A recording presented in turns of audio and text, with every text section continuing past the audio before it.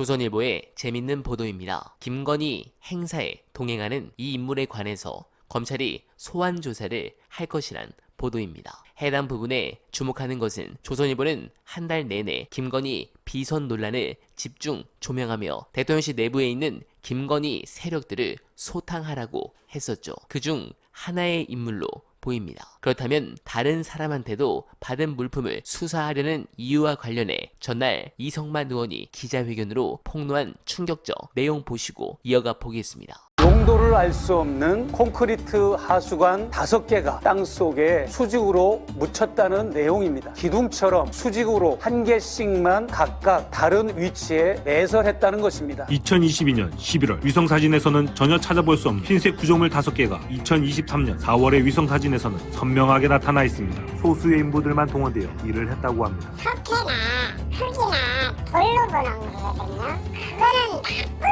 예방을 쓸 때는 그걸로 안 써요, 원래.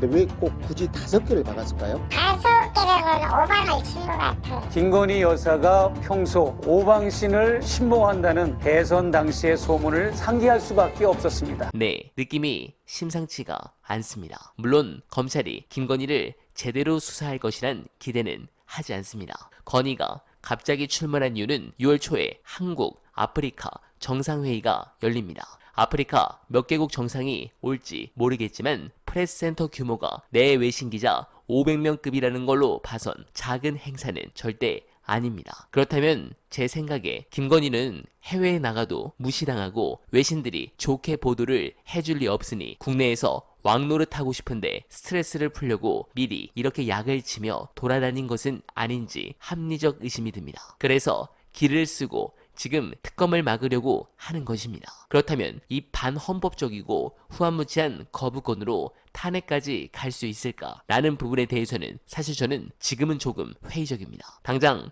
192석에 8석의 이탈이 있어야 하는데 국민의힘 사람들을 설득을 하려면 이게 명확한 탄핵 사유야 라는 명분을 가지고 사실 설득을 해야 할 부분입니다. 이게 헌법재판소까지 가면 탄핵이 인용이 될 거야 라고까지 가야 설득이 될 겁니다. 그래서 특검을 실제로 해봤을 때 구체적인 혐의가 나온다면 그걸 들고 협력을 요구할 수는 있겠지만 거부권 행사 자체만 가지고 얘기하기에는 좀 어렵지 않을까 저는 개인적으로 생각합니다. 그래서 정치인들이나 또는 스피커가 지금 현재 탄핵을 외치는 것은 지지자들에 대한 희망회로만 돌리게 하는 부분이라 자제하고 특검에 최대한 올인을 해주길 바랐는데 전날 민주당 지도부에 대한 중요한 폭로가 하나 나왔습니다. 관련 영상 안내드리며 이만 인사드리겠습니다. 뒷이야기를 들어보니까 이재명 대표 깜짝 놀랐다고 하더라고요. 결과에. 네, 결과에 대해서 깜짝 놀랐다라고 이야기를 하는데 그리고 오늘 또 이 지도부에서 이런 이야기를 또 끝나고 난 데도 좀 했대요. 근데 정청래 최고위원 외에는 특별히 문제의식을 갖고 있는 의원들이 별로 없더랍니다.